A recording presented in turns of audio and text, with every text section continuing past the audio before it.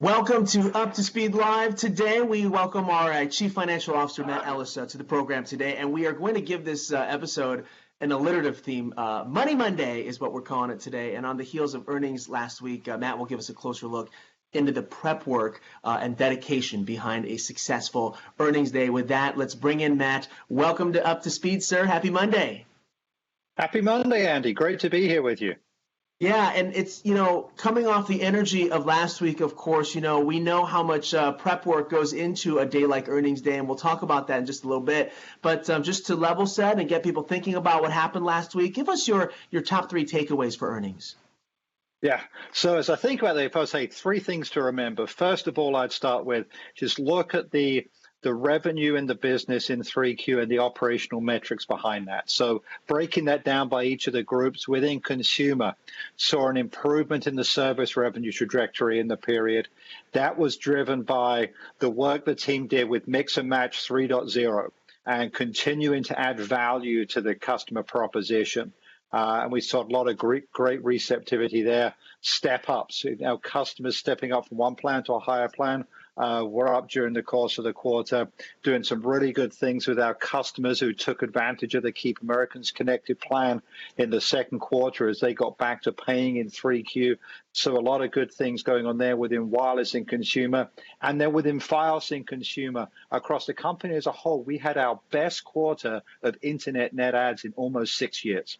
So the value of the Fios broadband connection, more important than ever, that team doing a great job. In business, we saw their wireless service revenue improve from 3% growth in 2Q to 4.9% in 3Q. And the public sector part of the business segment really having a very strong quarter as we continue to be the partner of choice there. And then in media, a 21% sequential improvement in revenue from Q2 to 3Q as they recovered a lot of the headwinds that they had earlier in the course of the year. So the first thing I'd say, Andy, is the top line, the operational metrics of the business really had some good momentum in 3Q. Second thing I'd say is that at the earnings line, EPS of $1.25, better than consensus. A consensus was about $1.22. So 3 cents better than what the street thought we would do. And then also on a year-over-year basis, it was flat, but we said we had about 5 cents of headwinds in our number this year as a result of COVID. So not only good in terms of the operational metrics, but good earnings within the business. And third thing, just when I look at the balance sheet, the cash flow of this business, our net unsecured debt down over $1 billion, about $1.3 billion year over year, while we continue to invest in CapEx to build the networks and everything else, while we participate in spectrum auctions. We bought in the CBRS auction and one of the millimeter wave auctions over the past 12 months, and also making investments in things like Blue Jeans. So the cash flow of the business very, very good too. So good operations, good earnings, good cash flow. And that's even before we got to 4Q with 5G nationwide and the iPhone and everything else. So a lot of good things going on across the business. Absolutely, and we're looking forward to a fantastic 4Q earnings day as well, and an invite for all of our viewers online. Drop in questions for Matt. What do you want to know? How are you making sure that earnings matters to your day? We'd love to hear from you. With that, Matt, I'd like to follow up on a question that did come up, and you mentioned this, you addressed this during earnings day, that perhaps our investors were reacting to things that were happening in the marketplace that may have felt a little contradictory to some of the success that we were showcasing there. What was happening, and what's a way that we can continue learning more about how that market reaction can affect the way that our investors are reacting? Yeah. So when you see what's happening in the stock price, there's really a couple of major things going on. Obviously, one is the things that we are doing, so the results that we produced.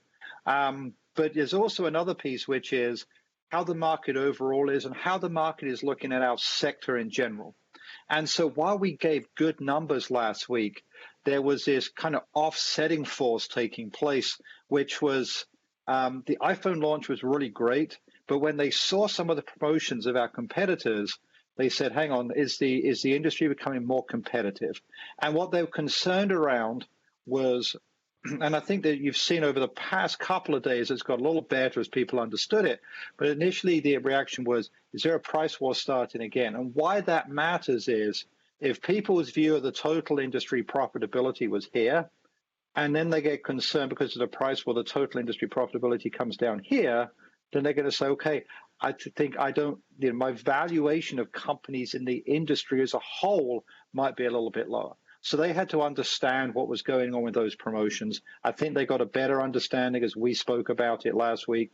Some of our competitors spoke last week about what they were doing as well, and it took some of that away. But when you look at the stock price, it's that combination of how we're doing, but then also macro factors, whether it be the rest of our industry or the market as a whole, which also plays into the stock price.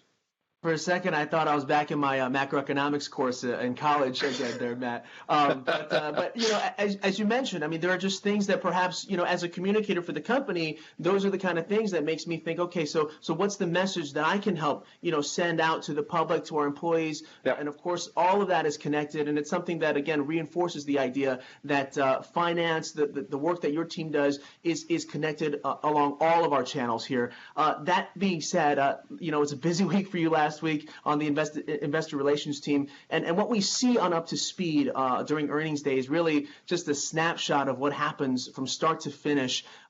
Walk us through the prep for a successful earnings day from beginning to end.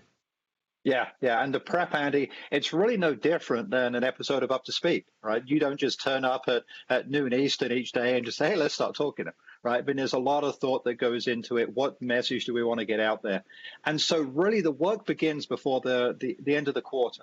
The investor relations team is obviously talking to investors on an everyday basis.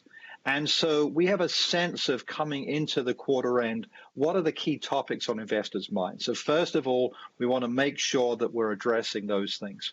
And so right around the end of the quarter, we have our first sit down as we really talk about, okay, what are we going to put in the script, the prepared remarks that kick off the earnings call? And we start to frame that out a little bit based off the combination of the story that we know we want to tell, plus also making sure we're addressing those issues that are on investors' minds. So we do that, and then we get into reviewing the results. We have what we call a Workday 5 review, which is the fifth working day after quarter end, where we sit down and the teams review with me and some other folks what the results were. And at that time, we also have our first draft of that script, those prepared remarks. And we're making sure that says what we wanted to say. And from that point forward, we're really working across three major work streams. There's the reporting the results, and that's not just at earnings, but it ultimately culminates in our SEC, the Securities Exchange Commission reporting that we do as a public company.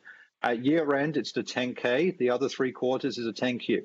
And not just the financials, but other disclosures about how our business is done. There's a whole work stream there that between our legal team and our accounting team and a whole bunch of others, they do a really good job of making sure that gets done.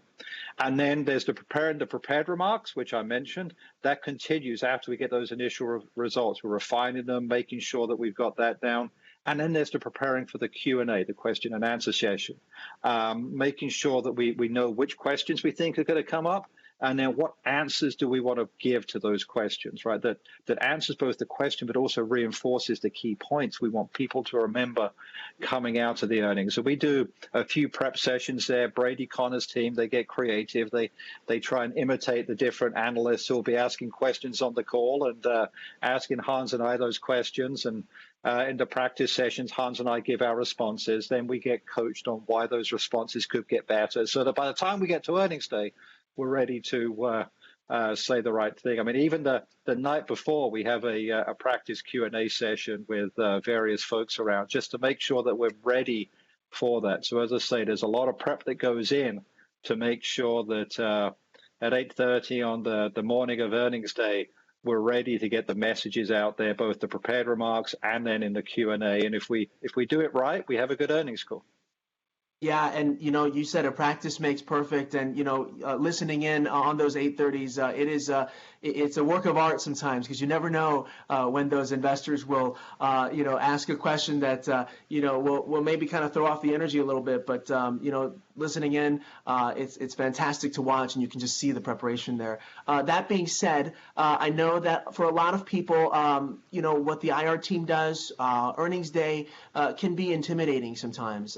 It's one of those things where if you just don't know the language, if you just don't know sort of how things work, it's hard. And in a way, that's something that I think admitting it first is the first step, right? And so to better understand and to improve ourselves, I know that your team, the investor relations team, they work very hard. Let's take the B-roll now here. We've seen right here on Up to Speed, our investor relations leader, Brady Connor, as you mentioned, helping us understand the way we report our earnings. You may even remember our Up to Speed colleagues, Jess Bernardi and Jess Everett, breaking down some critical company relationships in our Up to Speed earlier this year. So we're always looking for new ways to tell the investor story, but certainly there's more to learn, of course. So Matt, from your vantage point, what's the advice for our V-teamers who are looking to sharpen their knowledge of earnings, of investor relations, and really sort of taking advantage of the fact that we are very transparent with what we do financially? And so how do we strengthen our financial acumen? Yeah, so there's a number of different ways that people can do that. First of all, I'd say, look, read the earnings materials, right? We put them out on the website there, but read through them, not just the numbers, but when you read the press release, it kind of speaks to those areas that we want to pay, people to focus on.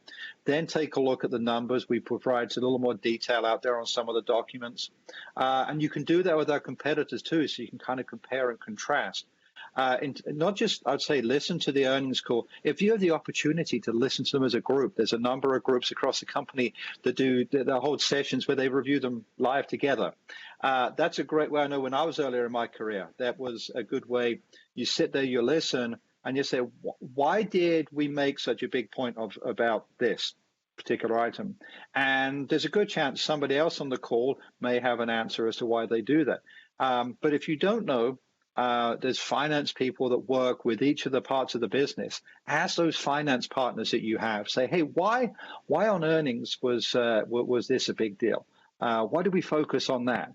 And just get the answers there. And we use a lot of fancy terms at times that we forget we're doing, and just asking those other folks around you, what exactly does that mean? Don't be afraid to ask that question, because most of the time the principles aren't that overly complicated. We just put some fancy words on it every now and then. But I would say read the materials, have the chance to listen to the earnings with other people in your group, and ask the finance folks you work with how they should think about something, and that can really help you understand both what we're saying, but also then how we think about where we need the company to go in the future. That's really wonderful. Thank you, Matt. And I love that you, drew the parallel between what you do and our Up to Speed team. Of course, like ours is a little different. It's very kind of story-based, but at the same time, we're piecing together the company story, and that's essentially what we're doing with our finance team as well. Matt, I know they're coming up on November 11th that we have a sell-side analyst meeting. So for those who may not know what occurs at those meetings, why is this meeting so important to Verizon and our financial community? Yeah, so we obviously have the earnings calls 4 times a year, and those are really important. You heard it last week as well. But they're also very focused on the what happened and the short term here and now. And so we hold this sell-side event in the fourth quarter each year for many, many years. And it gives us the opportunity to kind of step back from the earnings, where you're looking at just a short-term performance, and refocus the sell-side analysts who cover us, and therefore the investors as well, on what the long-term strategy of the company is. Because it's very easy to get caught up in just a quarterly earnings, and those things are really important. But the long-term strategy, and making sure people understand the long-term strategy, how we're going to grow the company, why they should be interested in Verizon as a stock, as part of their portfolio, it gives us that opportunity to communicate that message, remind people of that message, update them on that message, while not being tied together with an earnings release on the same day, and they're all focused on, why did this number beat? Why did this number come in short, or whatever else, right? So it's that opportunity to kind of stand back and remind people of the big picture, all the great things that we're doing. And I think it's important that you have that balance between, we talk about the earnings, but we also talk about the longer term strategy that we're executing on. So it gives us a good opportunity to do that. Yeah, and it's a fantastic opportunity, of course, for all of us to continue learning. And Matt, we just appreciate you walking us through some aspects of the business that may seem intimidating at first, but certainly the more we learn about it, the better we can tell that story of our company. So I know we talked a lot about business, Matt, so I'd be remiss if we didn't cover all things Matt today. So we have a little bit of a leadership levity. I'm all about alliteration today. So Matt, a few weeks ago, you and I recorded a 60 seconds, an updated 60 seconds with Matt. We got to know as much as we can about you in 1 minute. So let's take a look at 60 seconds with Matt. Are you able to maybe tilt your computer down just a little bit? It's actually my iPad screen, and I have a little rock underneath that I use at the back to tilt the screen up. It's real high tech, this. All right, we're going to get to know Matt, and the clock starts right now. First app you check in the morning, sir? BBC Sport. Do you have a favorite band? Springsteen and the E Street Band. Best life lesson? Don't do stupid stuff. If you had to imagine another career, what would it be? In my mind, I was going to be a great goalkeeper in soccer, but, my physical skills weren't as good as they were in my dreams. The first song you remember loving? Come on, Eileen by Dexy's Midnight Runners. Can you sing a bit of it? I am not going to inflict the hideousness of my singing on our V-teamers. Any hobbies, any collections? I try not to. I find it way too easy to just fill stuff up in the house. I've been going through a phase lately of actually just getting rid of stuff. I'm like, why do I still have this? Least favorite corporate buzzword? I only get to pick one. Climb a mountain or jump from a plane? Climb a mountain. The feeling of achievement when you get to the top, I think, would be pretty neat. And with that, the clock stops, and sir, you have achieved the summit of our time with, with our leaders. Thank you very much. You learn a lot about someone in 60 seconds there, Matt. Not too bad, right? It wasn't too hot of a hot seat, right? No, I've done worse things, Andy. Anytime I spend with you is fun. Thank you very much. And I keep telling myself, Matt says, don't do stupid stuff. That's the key here. That's the driving force behind everything I'm doing today. But you may have noticed off the top of that Q&A, Matt mentioned the high-tech rock solution to optimize his iPad camera angle. Are you using it right now, Matt? Can you show us the rock or no? I can't show you the rock. The rock is currently in use, so it's not able to make an appearance today. See, I had a feeling, and I don't know if you know this, but I was really trying to sell your patented rock while taping another 60 seconds, this one with Tammy. Check it out. Do you want me to dial? Yeah, hold on. I'll put a book under it. I just learned that that Matt Ellis uses a rock to do this, to put under the iPad. You would think that somebody would figure this out, right? So there might be a business case here with that rock. I mean, we've got to just brand it. We'll get Diego to put a check mark on it or something, and there you go. I think between you and me, we've got something here that we could maybe we should be working on. I think so. Matt, thank you from start to finish today. Walking us through finance and investor relations, this fantastic Q&A, which, by the way, I have to call out here. I believe your wife is watching because in the comments it says, I learned a lot, and I'm married to him. So at BritGirl8409, we're learning a lot with you. So thank you, Matt. If you can stick around for final thoughts, we're going to get through a couple of news items, but we'll get back to you in just a moment. But first, we want to tell you about a couple things happening today on Monday.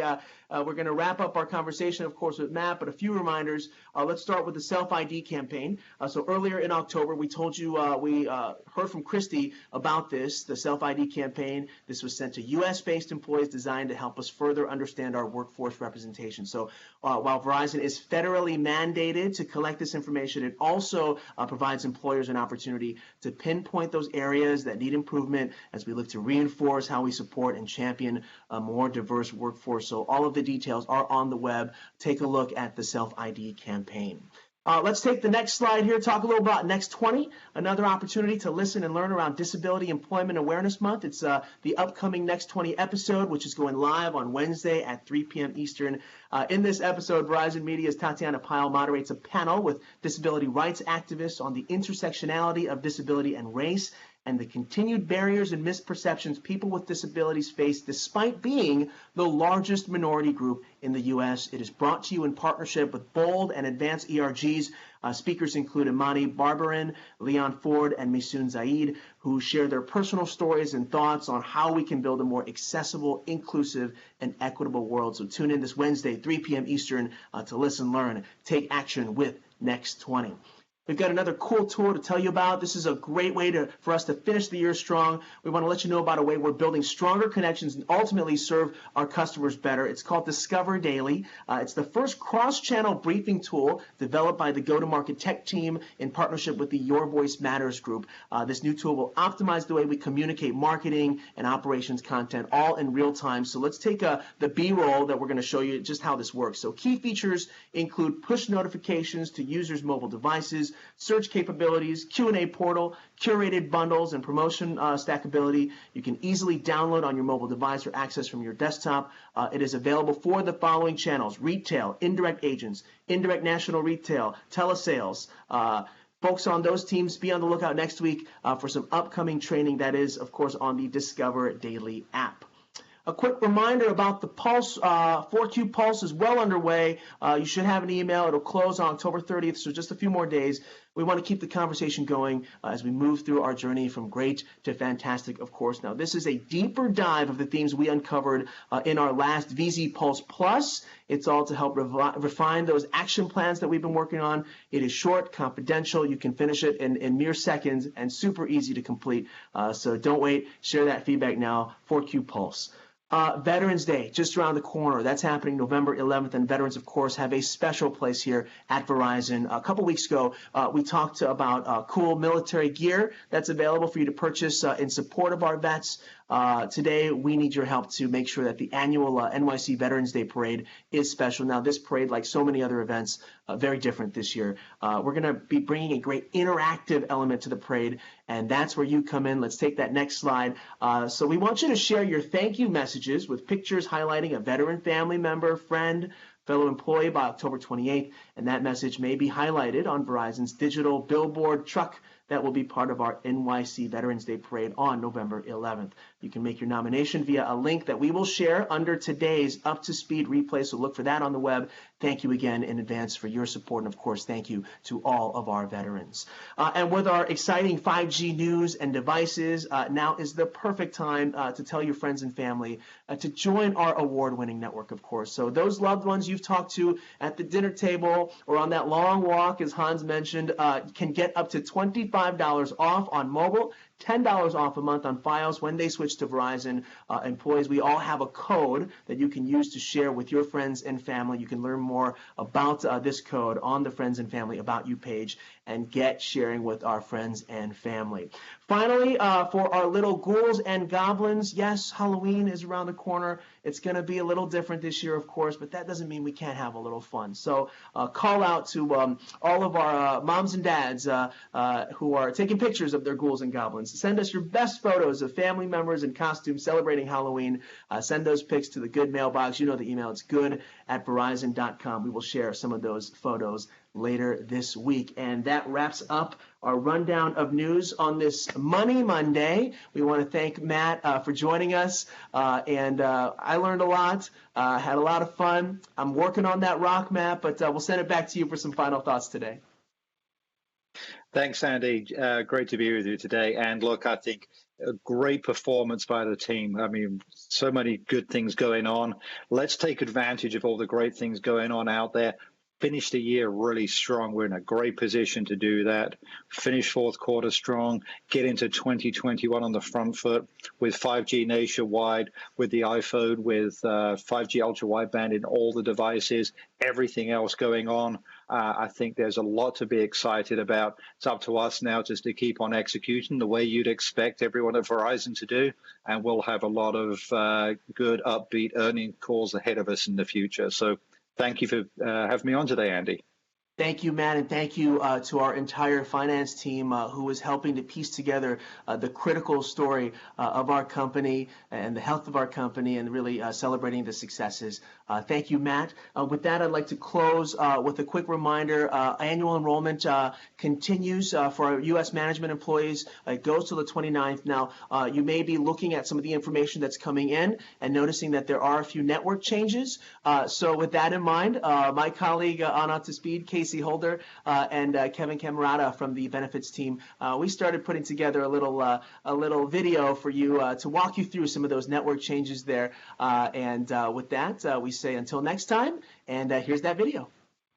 Some of you might remember when Andy and I learned all about annual enrollment last year at Benefit School. I've got to head to Benefits Mythbusters 101. Andy, class is this way. Oh, class, that's right.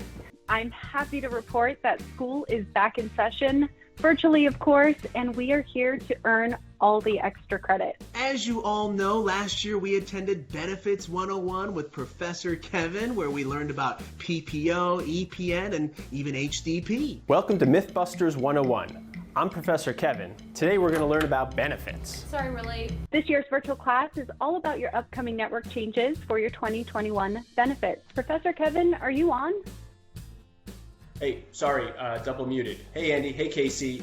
Thanks for having me. Always excited to be here and happy to talk about our benefits. So what exactly does a network change mean? Our medical plan works with carriers, and those carriers create networks of different doctors and facilities, and they contract with those doctors and facilities. And in exchange for people coming to those sites for medical services, they agree to discount their services. And so when there's a network change, what that means is we are switching the networks that exist in the medical plan from one network of doctors and facilities to another network of doctors and facilities.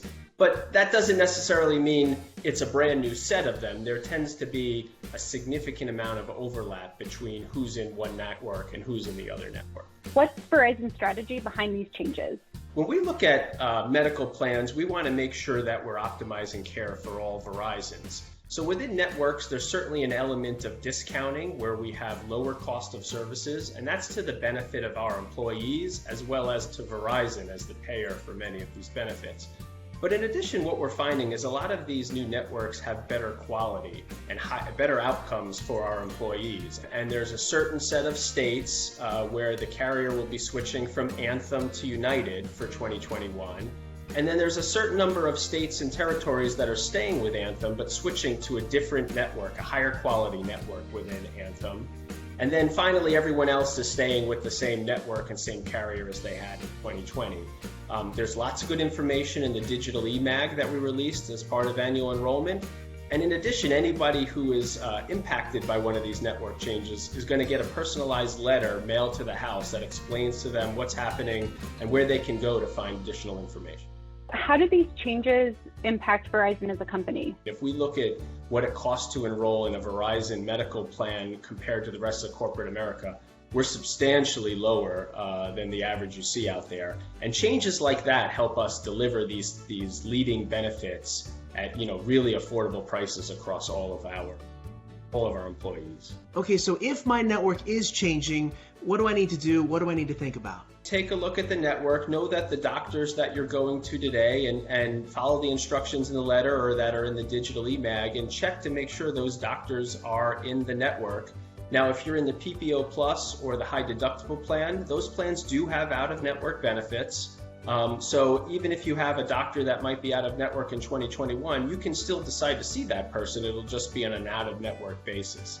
If, however, you're in the EPN, we do really encourage you to take a look at the networks and make sure your doctors are in. I think I might have missed it. Where can I find all these details? We've got a whole annual enrollment landing page built out where you can get all kinds of information. We have a new digitally enabled e-magazine that has an overview of what's changing for 2021, as well as an overview of all of our benefits. And then finally, you can take it all to Benefits Connection, review your elections, make any changes that you want in time for 2021. Enrollment runs through October 29th. A huge thank you to Kevin and the entire benefits team for making sure that we have everything we need to make the best decisions for us and for our families. And don't forget, annual enrollment is open for just a few more days this week for our management team. Check out your eMag or Benefits Connection for more details. And until next time, you're up to speed.